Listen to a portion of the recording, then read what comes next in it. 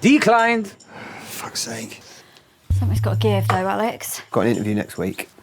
9 to 5. Just be yourself. We are the fastest growing make money, make a difference agency in the UK. We need another silverback. You're like 60, right? I'm 45. I'm gonna call you the history man. Why do you want this, Alex? Why us? I need the money.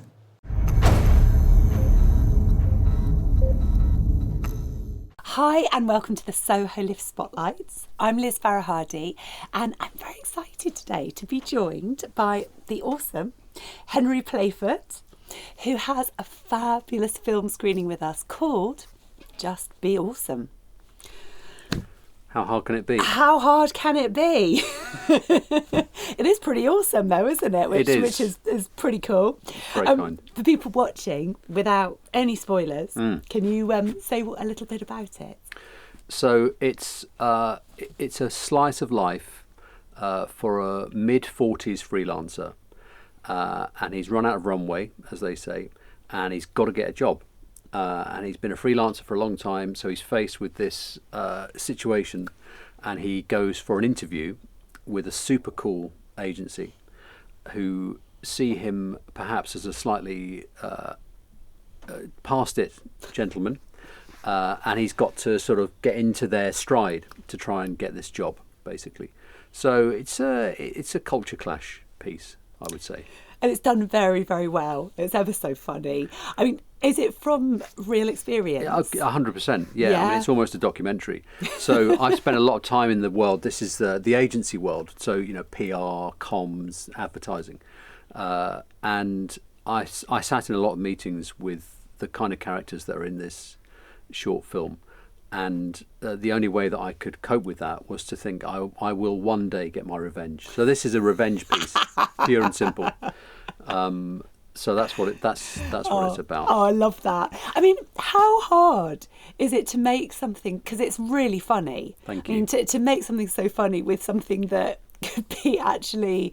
I mean, there's a bit of sort of dark elements in that. It is. There's ageism I'm massively. I'm really there? pleased you mentioned that. I mean, I wanted to make people laugh with it, but I think for me there is a darkness in the undertones of this. So in a sense, it's about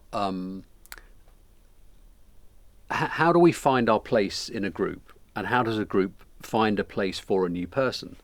And this particular group in this agency are very proud of their being very open-minded, you know, and everyone's welcome, and they love difference and all the rest of it. But actually, there's a paradox in the sense that they are only really comfortable with people who think and see the world as they do. So I'm very interested in that. I also think that the ego, the amount of ego that you find in many, or perhaps all, organizations or groups of people, how does that ego play out? You know, what's the hierarchy? So people say, yeah, we've got no hierarchy here, we're like a family. And actually it doesn't take long, in my experience, to get beneath that, and you find... I so agree. I mean, there's like a lot of people now who kind of, you know, it's almost fascism, isn't it? With a lot of these things where it's like, oh no, I'm so free and I'm so this and I'm so that, but you've got to be in this box. Yeah, exactly. You've got to say this correct, but my actions don't count for anything. Exactly. Yeah. I mean, is this something, do you think, just in the marketing world, or is this across? No, I think I work in my day job. I work with lots of different types of organisations, and I think work culture has shifted where there is a sense that we are allowed or even supposed to bring our whole selves to work, which I think means that you don't just put on a professional mask and then perform as a corporate robot, but you bring yourself into work. And that, on the face of it, is a really good thing, and I absolutely would say that's healthy. But I think there's a double-edged sword where actually, what if you don't want to bring certain parts of yourself to work? What if you don't want your work to be a family? You know, who says that work should be a family? So I think it does cut across many organisations. I can't say all of them, but I feel that it's a cultural shift in work that's happened in the last couple of decades maybe. Well, no, I mean, I know when I watched it, I instantly was like, oh yeah, I know this. I've like seen this so many times. It's just, but I haven't seen anyone do it in the way that you have, which is great. And so I wanted to ask, because you wrote it, Yes. but you worked with 2 directors. Yes. How was that? Because it's hard enough working with one, isn't it, when you're... Yeah, I mean, they came as a team. Right. And they have their own production company. And actually they have quite different, I wouldn't say styles in terms of how they shoot, but in terms of their vibe. Right. So that was quite interesting, and I think quite helpful.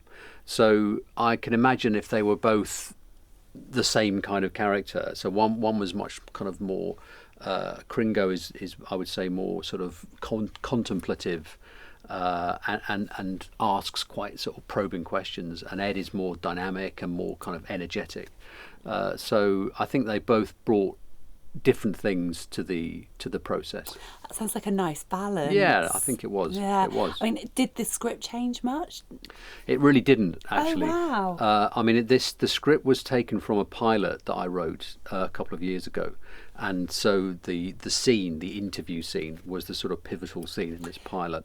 So I'd done a lot of work on it. Obviously, there were slight tweaks. I mean, the shooting script is always going to be slightly always. different. Yeah. And then you hear a line, you're like, no, it doesn't quite work. But Yeah. but fundamentally, I'd say it was kind of 90% the same.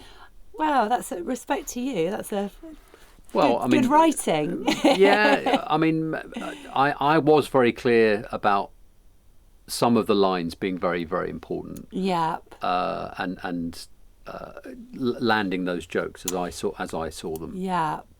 And I wanted to ask you as well about, because like when he gets to the office, Yeah. you managed to balance the kind of absurdity. So I can't speak properly with my words, but it was completely sort of over the top without actually being over the top. Like, it was believable. Like, how hard was that to get that right balance? I think it was quite hard, and I think the tone, the thing that emerged. So this is my first film, Right. and the thing that emerged during the whole process, from casting through to the edit, was, how do we find that tone? Because for me, I wanted it to be grounded. It wasn't supposed to be an absurdist piece. Yeah. It wasn't supposed to be a kind of sitcom gag thing. So I think, to answer your question, I think it was that fine calibration of pushing the extremity of the agency and of the interview scene, but whilst keeping the characters quite grounded. Yeah, because you manage that. It's not like, you don't sort of go, oh, that's not. But you actually look at it and go, yeah. Yeah, you can see that. I think for me, that's my style as a writer. Right. But also for me, I think that if it lands with people, it's because there is a relatability, and people go, oh yeah, I've been in an interview, and it doesn't have to be with those kind of people, but you've been in interview situations where you get stupid questions. Yes. And there's part of you wants to say, what are you talking about? This is just ridiculous. But of course we don't. We say, okay, let me tell you about my whatever. Yep. Yeah. Yep. Oh, obviously I don't want to give it away, but it's very funny. Were you involved in the casting as well? I was, yes. Yeah. Ah. So the exec producer credit was not just a vanity thing. I mean, I was very involved. I was lucky enough to work with a great producer, Gina Lyons, who's a very, very experienced, well-respected comedy producer, and she involved me throughout the whole process. So it was a lot of learning for me, and I was very cautious or very conscious of what I didn't know.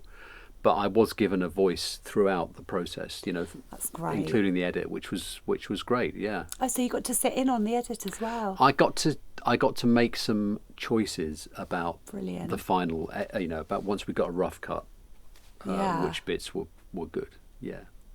And what were you looking for, like the main qualities in the actor, or the main actor in particular? Yeah. So Spencer Jones, who is known for his physical comedy, he's on tour at the moment actually, and he does really kind of.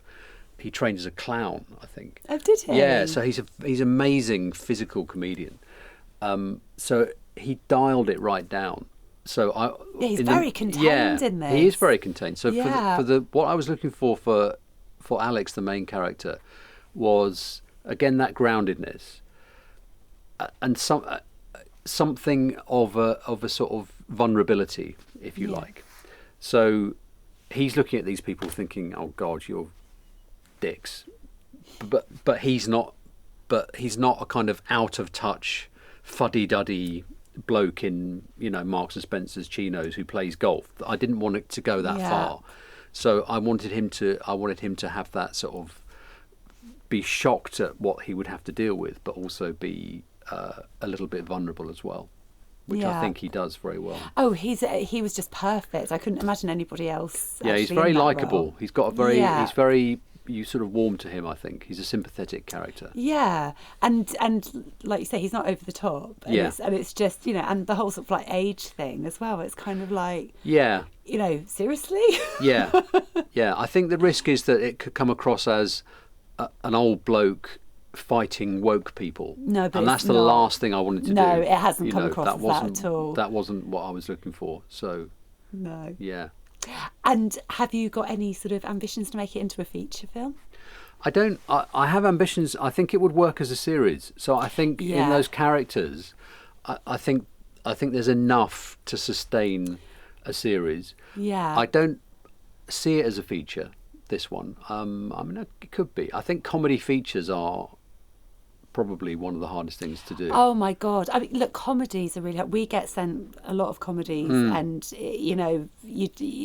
it's really difficult to do. But when you get a good one, it's just gold dust and it's like, love a comedy. And I think you can tell so many more interesting stories as well. I think so. It feels to me like the characters, I mean, seeing actors doing a great job, I thought, I've got these characters now. I really, really got them. So I could write them, into a series, definitely. Well, there you go. Anyone that's watching. Yes. Yes, please. Money. Yeah, absolutely. And the film festival run, how's that going? Yeah, it's going really well. We just got Best Comedy at Bolton International Film Festival, which is a good, it's a good festival. We're into Aesthetica. Fabulous! Got into the Soho International Film Festival. Well, the SohoLIFF. The SohoLIFF. Yes, most important film festival in the universe. Yeah. So in a way, I don't think my career could get any higher than the SohoLIFF. That's where I'm at the moment. But we're doing well. You obviously know what you're talking about. Yeah, it's good. People seem to be responding to it. So. It's a great film. It's a really great film. Yeah, so we're so excited to be screening it. Well, I'm delighted that you are. Oh, well, thank you. Thank you very, very much. So you've got to see this. Just Be Awesome. You're going to be here January 2025. And we are really excited to be showing it because it is awesome. Thank you very much. Thank you. Thank you.